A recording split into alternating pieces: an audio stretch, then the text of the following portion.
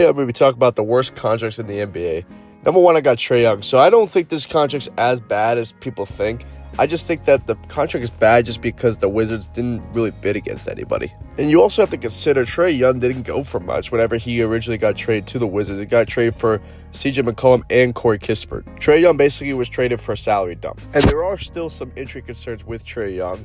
And he does have some limitations still. He is not an off-ball player whatsoever. I think he averages maybe 106. I think there's a stat that was 106 cuts in his 8 seasons, which is just abysmal. So he can't do much off-ball, and he's also the worst defender probably in the NBA, or even or top 5 worst defender in the NBA. So I do have some concerns with this contract. I do understand it from the Wizards' perspective, but I mean, if I was the Wizards, though, you better hope that Trae Young does have a really good first season, because this contract can get nasty in a couple years. And Trae Young is most effective with the ball in his hands at all times, so it could stunt the development of AJ Demancia.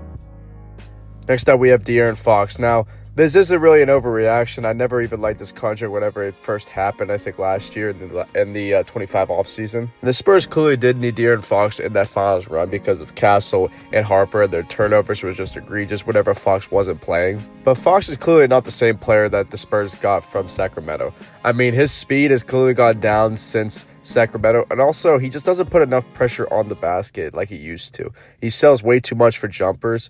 And that's De'Aaron Fox. That wasn't really I know De'Aaron Fox can hit that occasional mid-range jumper, but I just don't like the fact that De'Aaron Fox can't get to the rim as much and can't put pressure on defense, because that also means his playmaking is not as good as it used to be either.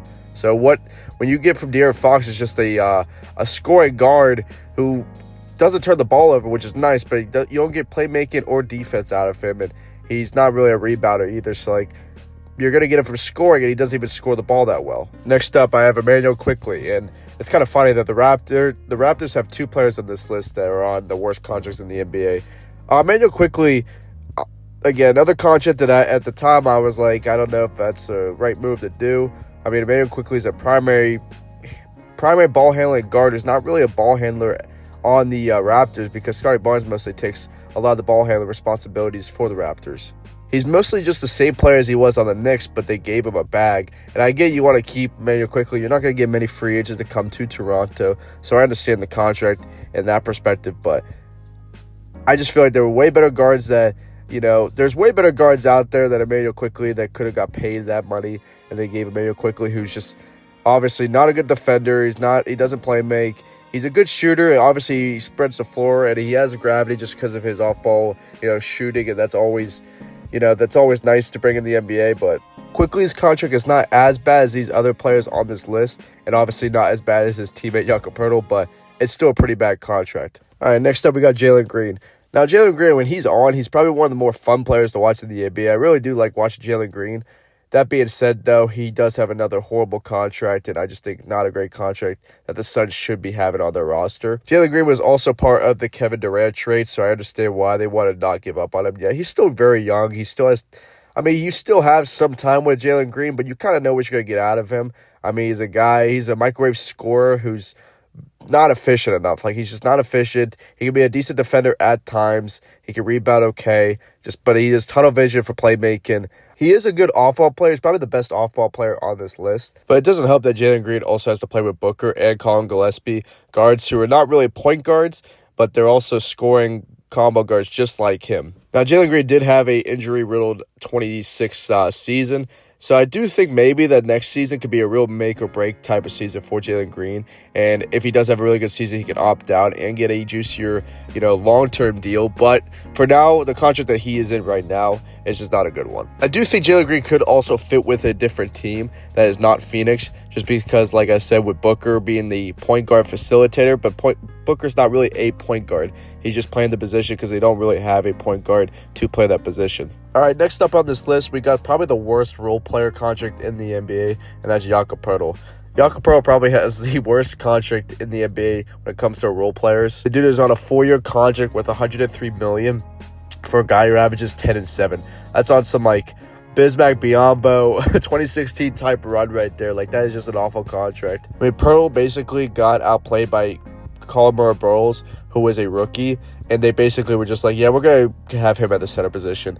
I mean, Jakob Poeltl also has dealt with injuries, so I can give him some grace on that part.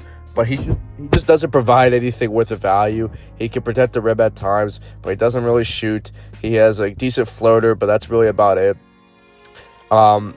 He's not even a great of a rebounder either. Like, you would want your rebounding center to have more than just 7 rebounds. I think Scottie Barnes had more rebounds than him, so that's kind of pathetic on his part. So, yeah, Jakob Poeltl, this is just a horrible contract.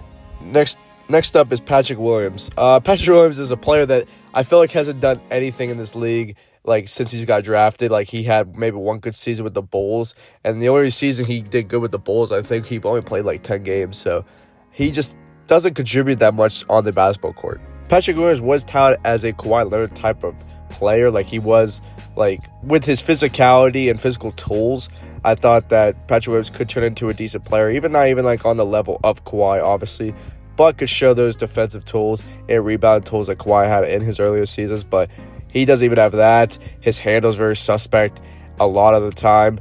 I mean, he just dribbles like he doesn't really know how to dribble, or he dribbles like he's dribbling for the first time, honestly. Patrick Williams, like, he's just not a good NBA player, and they gave him this contract basically because they drafted him 4th overall. So that's basically the reason why they gave Patrick Williams such a big contract, and they didn't want to lose him in free agency for nothing, but you're now stuck with him. Last up, we have Gary Trent Jr. This is the worst contract easily in the NBA. And the reason why I say this is the worst one is just because of the fact they had to investigate this contract because of how fucking terrible it was.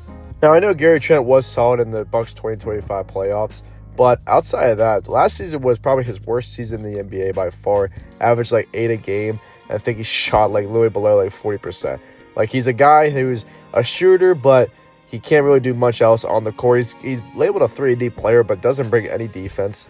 All the advanced stats and metrics were saying that Gary Trent Jr. is just not a good player either. So the fact that the Bucks decided to give him a 4-year, $64 million contract, I just laugh at it, honestly, just because of how horrible this contract is. I think, honestly, it might not be the worst, money-wise, compared to, like, maybe, like, even, like, other guys that decided to leave off this list, like Joel Embiid or Paul George.